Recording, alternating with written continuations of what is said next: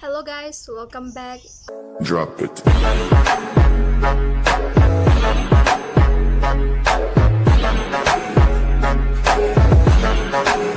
Aina ngasi tawday video se title se tharisine I went to the worst review makeup artist in my city haibdune hojik sije mayam sloi khangani YouTube ta yam kana trending oreba video ne sije adugi aigi subscriber karana su sigi se tawrona suggest tawre adugi ne ado ai yam kana di tawning deba ko adu tawbudi tawninge aduga kharasu tan boy la ko di tawe haji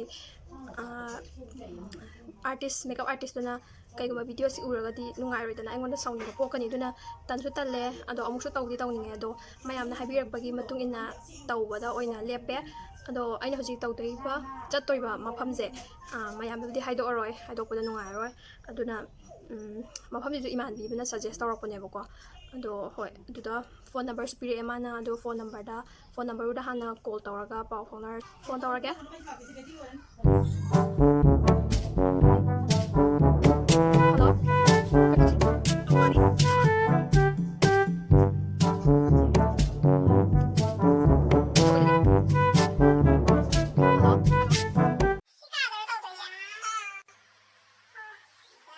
I hojik mafamda layebako ado I makeup tawi kada mido som changi ado ma thora kanda video number yaga to ko kata na hange ba okay no hange tawa video number yaga ta kai gina se sum ai ngasi birthday ne bako adugi sum birthday sa tringai da sum makeup artist amna salaga makeup to khoi sum blog nambe to ne oh ye chikira aja oh yeah guys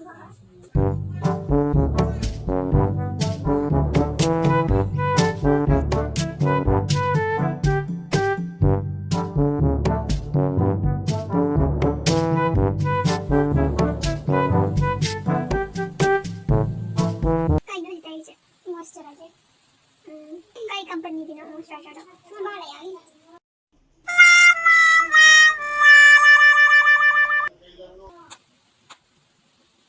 Kai makeup to se kya haite mo ko. Adu bisu ang pawita ko nila.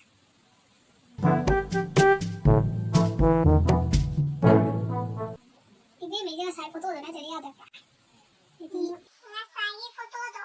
Ano din na ay do haji. Mamang haji kuya mamang haji men tong ni na do.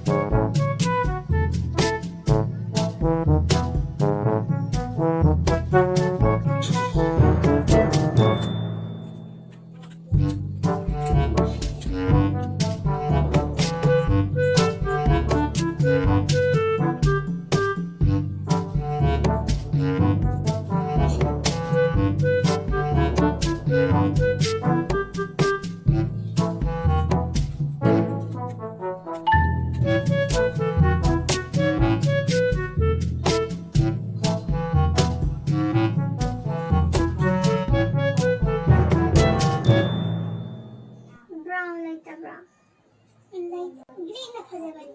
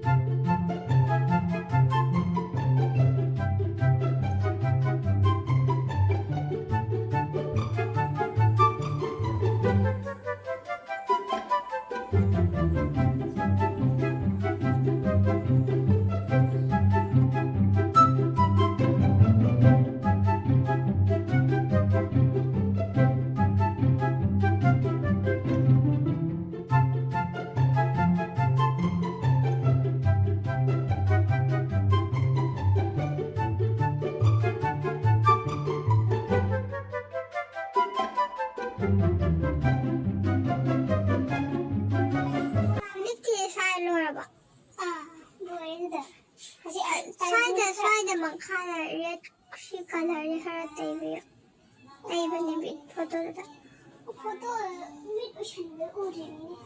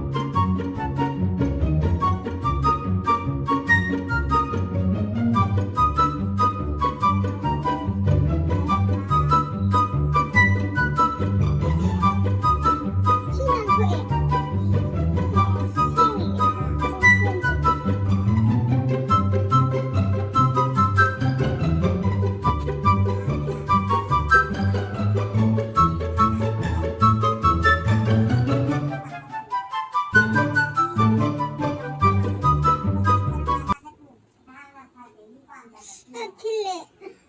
Bir pantolon, bir pantolon.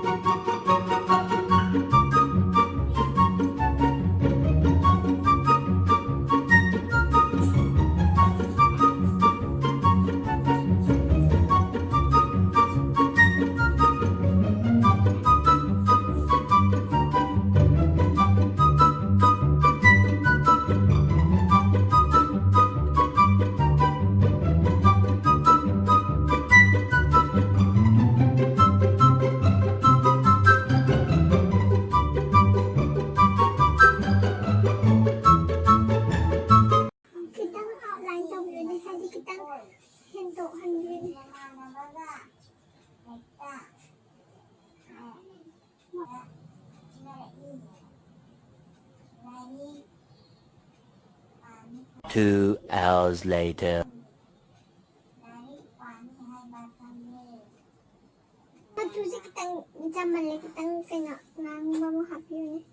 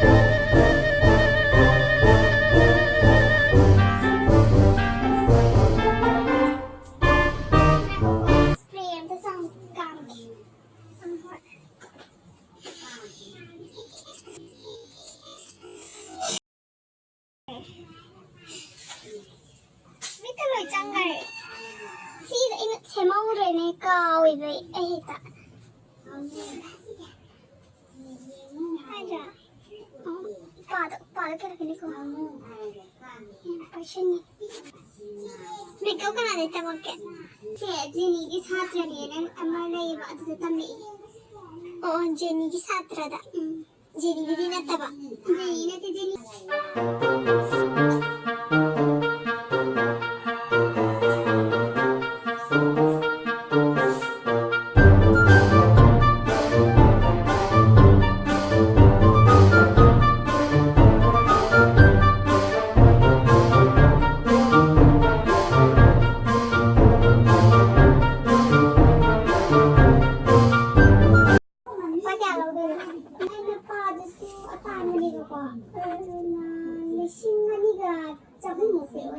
ꯑꯗꯨ ꯇꯥꯔꯒ ꯍꯥꯏꯔꯕꯅꯦ ꯍꯥꯏꯗꯤ ꯄꯥꯗꯁꯨ ꯑꯇꯥꯡꯕꯅꯤꯅ 2,250 ꯑꯗꯨꯋꯥꯏꯗ ꯑꯣꯏꯒꯗꯕꯅꯦꯕ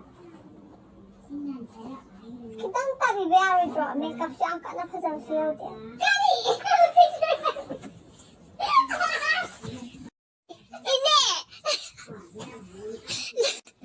नंग की makeup से फजने करबा Nasage की makeup artist से ले we just fake it hadi akoina sum mayam da prank tawbane mayam na sigi I went to the worst review makeup artist taw habido adui tawbane hadi prank oina tawrabane hadi taseng na mi amabu ana haitrazu haite hote na mong video da therapy bido masak maming parlor beauty salon maming gumba uthok tragasu ai sakse uthok tragasu daina ꯃꯤꯗꯨꯅꯗꯤ ꯌꯦꯡꯒꯅꯤꯗꯅ ꯀꯣꯟꯅ ꯑꯩꯈꯣꯏꯒꯤ ꯚꯤꯗꯤꯑꯣꯁꯦ ꯊꯥꯒꯠꯂꯛꯄ ꯃꯇꯝꯗ ꯑꯗꯨꯗ ꯅꯨꯡꯉꯥꯏꯔꯣꯏꯗꯕꯗꯣ ꯑꯗꯨꯒꯤ ꯈꯜꯂꯒ ꯇꯧꯅꯤꯡꯉꯦꯕ ꯚꯤꯗꯤꯑꯣꯗꯣ ꯑꯗꯣ ꯇꯧꯕꯗꯤ ꯇꯟꯕ ꯍꯥꯏꯇꯥꯔꯦ ꯅꯨꯡꯉꯥꯏꯔꯣꯏꯗ ꯅꯠꯇ꯭ꯔꯥꯅꯦꯀꯣ ꯑꯩꯉꯣꯟꯗꯁꯨ ꯍꯩꯇꯦ ꯀꯥꯏꯅ ꯑꯃꯒ ꯊꯥꯒꯠꯂꯗꯤ ꯑꯩꯉꯣꯟꯗ ꯅꯨꯡꯉꯥꯏꯔꯗ꯭ꯔꯥ ꯁꯛ ꯃꯥꯏ ꯎꯠꯊꯣꯛꯇ꯭ꯔꯁꯨ ꯑꯗꯨꯅ ꯇꯧꯕ ꯌꯥꯝ ꯇꯟꯕ ꯑꯗꯨꯕꯨ ꯇꯧꯕꯗꯤ ꯇꯧꯈꯩꯕ ꯊꯕꯛꯇꯤ ꯅꯠꯇꯦ ꯑꯗꯨꯅ ꯇꯧꯗ꯭ꯔꯦ ꯑꯗꯨꯕꯨ ꯑꯩꯈꯣꯏꯗꯤ ꯄ꯭ꯔꯦꯡ ꯑꯣꯏꯅ ꯇꯧꯔꯦ ꯃꯌꯥꯝꯗ sida lang worst makeup artist. Ayun. Sumure. Ay may tattoo sige.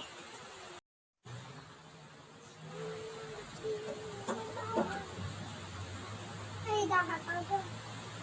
No. Sino nga fibers to? Sige daw eh.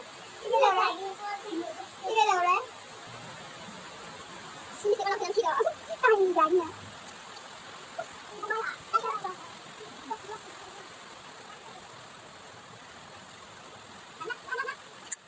Hey, sambil dulu dah, sampai.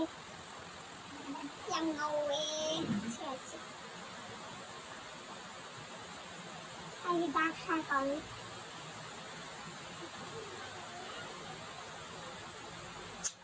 Oh ya.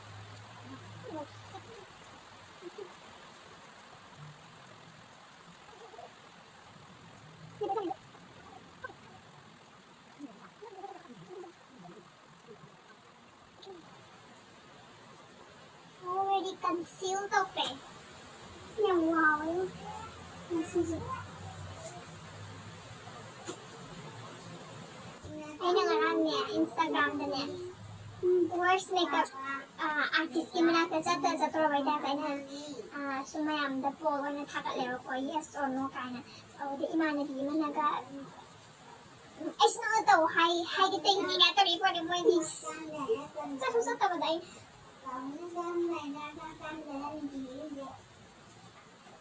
ano ka yung siriya buti para hay na hangin Ado, mayam atau pa lam gibi niya adugi sejam kana trending mo ila abudo 30 to 40 muki asyang maneba aduga 60-70% na fake nga ko niya mo ito miro hay na ba ni kamay das adu may na ako so fake ko man do ko di uto eh sese kudai zero ko ko kami